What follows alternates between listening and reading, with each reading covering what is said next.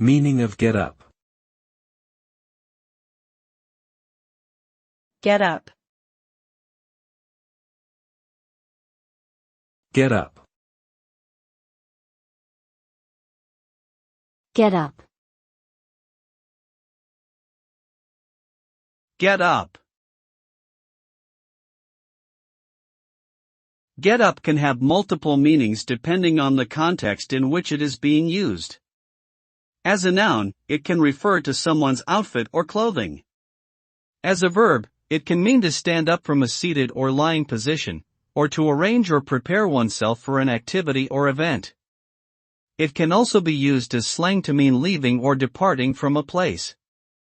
Overall, get up is a versatile word that can convey different meanings depending on the situation.